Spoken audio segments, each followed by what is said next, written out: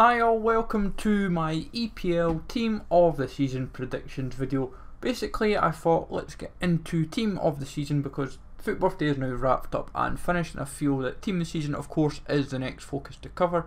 So you're welcome to smash the likes, sub to the channel if you're new, comment down below folks who you think could get an EPL Team of the Season card, whether it be through the actual full team or also even through the weekly objectives. I think we'll get a Team of the Season card in weekly objectives, and it just makes it a little bit more fun. So I'm going to show off the goalkeepers, then the defenders, then I'll work through the midfield, the forwards and the weeklies. So the three goalies that I have opted for is Dijk, which could be seen as a bit of a controversial choice because he's only kept 7 clean sheets. While he's been a big part in keeping out teams throughout the season, obviously as a Team of the Year card. The biggest problem, some people might think, oh, others may be a bit more deserving, which I can completely understand. And for me personally, I feel that he still merits a Team of the Season card. It would probably be either the same rating as what his Team of the Year card is, and then maybe his Team of the Year may go up one, or it may even be a 96 rated card. As I said, all ratings that I have pieced together for all the cards are just predictions. They are roughly +6 on their highest based card, or even +7 in some cases. Alisson, he's kept 17 clean sheets this season, being a big defensive influence in the team, and would be a very nice Team of the Season card. Obviously the speed's maybe the only concern in him, but as we always notice with Team of the Season cards, they always kind of boost them up a little bit crazy, and it sometimes makes them a little bit more appealing. So Liverpool I think could have quite a few Team of the Season cards as the year progresses. And then my third choice is Ben Foster. I was kind of in a few minds of who to go for. I had Foster, I had Dubravka, I had Fabianski, I even considered Pickford maybe, but I thought in the end let's go for Foster. I thought he's one of the reasons that Watford are kind of pushing for 7th in the league. Yes, like Dini and Decour and Pereira have all had good seasons as well, but I thought Foster's been a big part of it as well. Yes, he's got 2 informs as a result, but we'll see what happens as the season progresses. Then my defenders, I feel Dijk of Everton, who's had a very impressive season. Obviously he's had himself an inform, but he's also had a good upgrade, but he's just been doing his work consistently. I think if he hadn't got an inform, you would kind of consider him for a most consistent card, and he's just been very, it's almost like saying in a sense, you find it interesting, this is what obviously Barcelona kind of gave up in a sense, but he's always been he's had moments where he has been pretty consistent. Yes, he's had some bad moments, but when you think of his clean sheets, his assists that he's created, and a few goals to boot as well, it kind of gives him a good chance. On to Robertson, who has made 8 assists this season in the league alone, which is phenomenal. But he's been a big defensive influence. He's only got 1 inform surprisingly, and he'll be like 92, 93 rated, and will be a very tempting card for a lot of folk. Now Van Dijk, I am boosting him up to a 96 on the basis that I think his Team of the Year will go to 97. I feel there's not much room between his highest base card, highest special card, to his Team of the Season card, and I feel, Team of the Year, that when you try and give him a Team of the Season card, it won't really feel totally worth it. So I thought you've kind of got to boost up the Team of the Season card to 96, then boost the Team of the Year to a 97, just to make it a little bit more appealing and for justifiable for people to do. Laporte, another impressive, he's been very impressive for Man City. There was like a stat early in the season, I think it was for every game that he played they never lost, and then I think when he didn't play they're starting to lose games, and it was just a very interesting statistic. Obviously pace is the only element in him that will feel a bit of a concern, but he still deserves his spot. And then Alexander-Arnold, he's had injury problems, he may even be one of the weeklies, so be aware of that, but he has been very impressive in defence when he's had to play, and when you've kind of got that kind of element in his assist arsenal as well, kind of helps immensely. Mids, Pogba, Sterling, Hazard, Mane, Silva.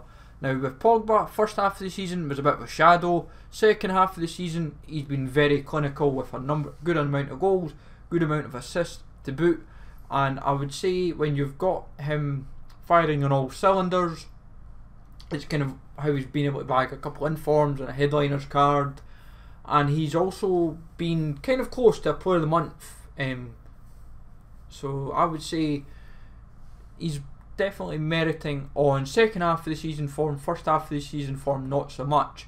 With Sterling, he's been absolutely phenomenal, chasing the golden boot as well, and it takes a bit of plaudits to him, and he's definitely closing in. Now the biggest thing is with him having a UCL live card, the question is, depending on how high that potentially goes, how high does the team of the season card go to? So it becomes a very interesting debate. Could be 97, could be 98 rated, so we'll see what happens. Hazard, he's like the top assists for Chelsea. He could be one of the few Chelsea players that actually get into the EPL team of the season. I was thinking for him, he might be like 97, 98 rated, and could be very appealing. He always seems to get a nice team of the season card when he does get one, but obviously time will tell as the season progresses.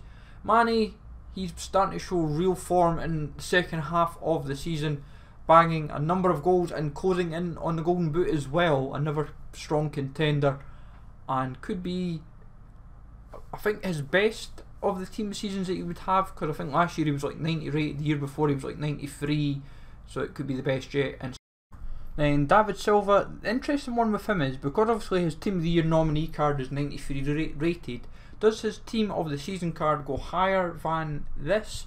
But also, what will it happen to obviously the team of the year nominee card? So I put him as 95 rated. He's just been a phenomenal phenomenal player all year, sorry. But I think his team of the season card would be phenomenal regardless. I've definitely enjoyed his team of the year nominee card. But obviously, Kante is maybe the only notable admission. He could get into this potentially either through this or even as a weekly. So as I said, it will be interesting to see what happens with respective midfielders. Then my other 4 mids that I've opted for is Ryan Fraser. He is up there for assists with 10. Like Bournemouth had like a great start of the season, then kind of wavered off, and obviously they're now in the bottom half of the table, but they've still had for them, like, they would probably deem it as a good season. And like Ryan Fraser could be an appealing 89, 90 rated card. The Cour, obviously he's got a League SBC card, but I feel he's more than merited a team of the season card going on how consistent he has been this season. And I don't personally think he will be at Watford next season. I genuinely think he could be going to maybe one of the top 6 teams or even a top 4 team, depending who opts to go for him first, or even could go to France. He could go to like Lyon, PSG, one of those types of teams. Phillippi Anderson is another one that's been touted for a transfer. And now if you've got his one to watch will not be affected by a team of the season card. Be fully aware of that from the get-go. But a 92, 93 rated card I would expect for him, and could be a very cheap, well not cheap, but very appealing left mid alternative for Brazilians, like when you consider like Neymar's for example. Then Bernardo Silva, who's consistently been performing in Europe, the Cup and the League. 93, 94 rated I would assume, and could be a very appealing card to have in your club as well. Also worth saying that even Decour or Fraser could go in as weeklies over other players, depending who gets in respectively. But I think Fraser or Decour would possibly get in, say, the main team, and then possibly into one of them may go into the weeklies. Then the 6 forwards that I'm opting for is Raul Jimenez, Aubameyang, Rashford, Aguero, Kane and Salah. Now I was kind of in a couple minds of who else to kind of mention. Glen Murray was another one I'd kind of thought had a good shout. He might end up in possibly the weeklies. Jimenez has got 12 goals for the season, been a big part of Wolves' season, doing very, very impressively. Obviously he's got a man of the match card and an 87, 88 rated team of the season card. Could be quite cheap and very appealing, and he would deserve it in all honesty. He's had a very consistent season for Wolves and been a very shrewd player for them.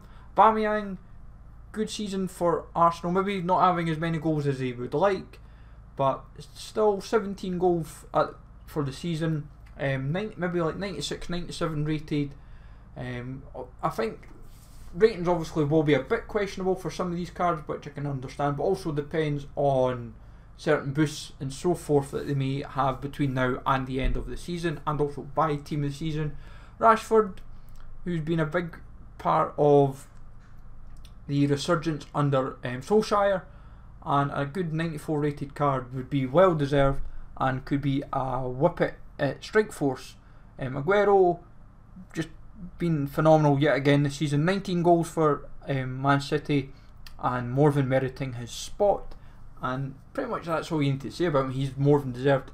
Got to remember, UCL Live might become a factor as well with him. Kane, 96 rated with 17 goals.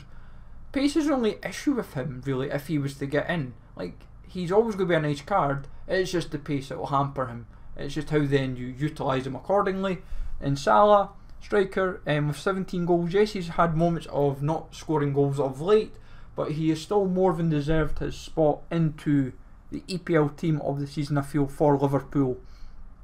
Then my 4 weekly objective cards that I have opted for is Fabianski, Matt Doherty, the man that I look at, Milovijevic. I can never, it's mental how I cannot say his name. It's like, I know who I mean, but it's like, try to always pronounce his name. And then Glen Murray. Now, Fabianski's had a good season. I was also, as I said, I was considering the likes of Pickford is an option as well.